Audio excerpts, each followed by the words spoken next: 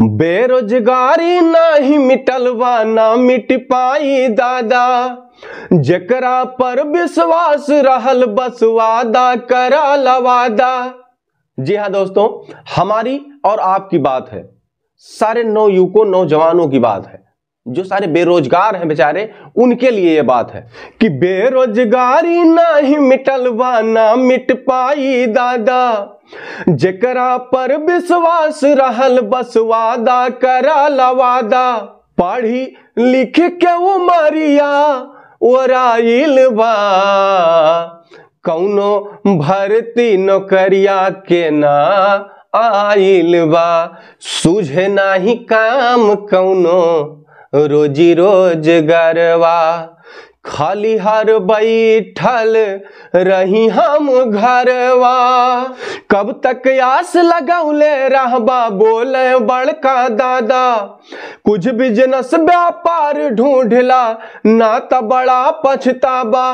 ताना सुन के करजवा फड़फड़ाइल बा, कौनो भर्ती नौकरिया के ना आइल बा। बेरोजगारी नाही मिटल बा ना मिट पाई दादा, एक मन करे चली जाई हम विदेशवा, दुबई के मीता के भेजवली सदेशवा।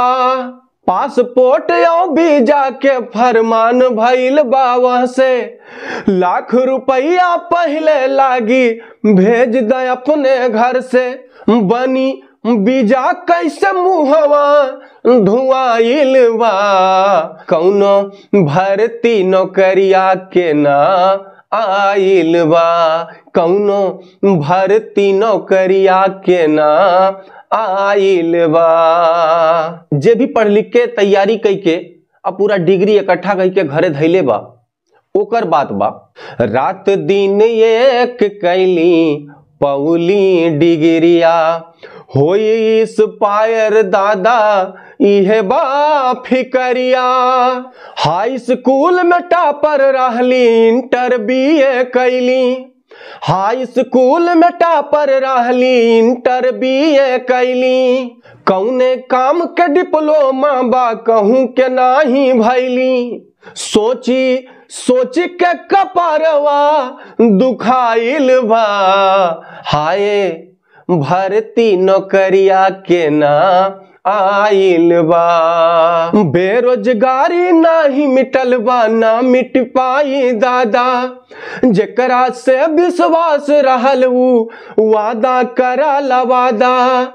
पढ़ी लिख के उमरिया ओराइल बा, पढ़ी लिख के उमरिया ओराइल बा, कौनो भर्ती नौकरिया के ना आइल बा। हमारे जैसे तमाम बेरोजगार हैं जिनकी बात है। अगर आपको अच्छा लगे तो हमारे वीडियो को लाइक करें, हमारे चैनल को सब्सक्राइब करें और ऑल पे जाके सेलेक्ट कर लें, ताकि हमारा और वीडियो आप तक पहुंच सके और आप इसका आनंद ले सकें। और अगर कुछ सुझाव आपका हो तो हमें हमारे कमेंट बॉक्स में जाकर जरूर बताइएगा, हमें इंतजार रहेगा। आपका प्यार और दुलार ऐसे ही बना रहे, आपका आशीर्वाद मिलता रहे। नमस्कार, धन्यवाद, मिलते हैं अगले वीडियो में। आप सभी अपना ख्याल रखिएगा।